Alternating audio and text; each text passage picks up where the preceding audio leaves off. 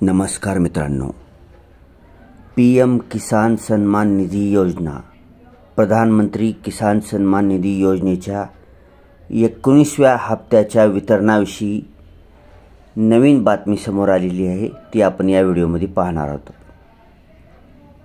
PM किसान सन्मान निधीच्या official X अकाउंटवर नवीन बातमी आलेली आहे। आताच थोड्या वेळापूर्वी बातमी आलेली आहे।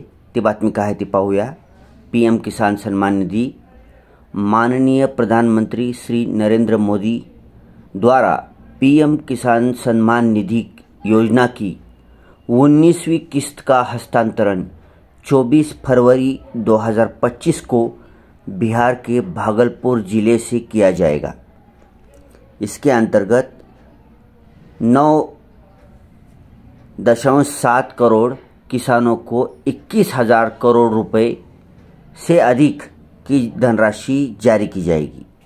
ठीक आहे मित्रांनो। तर मित्रांनो, 19व्या हप्त्याचं वितरण 24 फेब्रुवारी 2025 रोजी प्रधानमंत्री बिहारमधील भागलपुर जिल्ह्यातून करणार आहेत।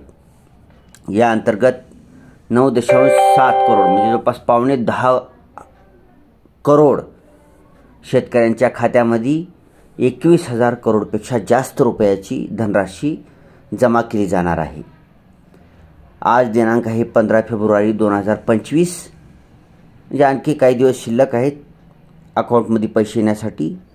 तर ज्या कोणत्या शेतकऱ्यांची E-KYC राहिलेली आहे त्यांनी E-KYC जवळच्या कुठल्याही ऑनलाईन सेवा केंद्रावर जाऊन करू शकतात। ते स्वतःही PM किसान सन्मान निधि या ऑफिशियल वेबसाईटवर जाऊन E-KYC ऑप्शनवर क्लिक करून आपला आधार क्रमांक टाकून आपली KYC झालेली आहे का नाही ते सुद्धा चेक करू शकतात। आधार क्रमांक टाकल्यानंतर तुमची जर KYC झालेली असेल तर की E-KYC ऑलरेडी एक्झिस्ट असं तुम्हाला तिथं माहिती दिसेल। आधार क्रमांक टाकू शकता किंवा तसेच तुम्ही तुमचा PM किसान सन्मान निधीचा रजिस्ट्रेशन नंबर सुद्धा टाकू शकता।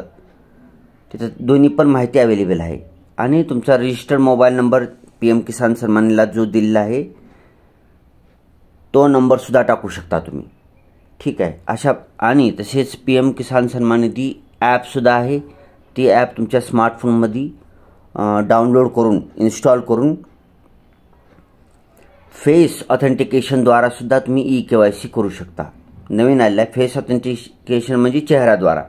तर फेस ऑथेंटिकेशन ऑप्शन दिसेल, तर म्हणजे चेहरा दिसेल आपला, चेहऱ्याद्वारे सुद्धा तुम्ही E-KYC करू शकता। तर आपल्या शेतकरी मित्रांना हा व्हिडिओ शेअर करा। Thanks for watching. Vande Mataram.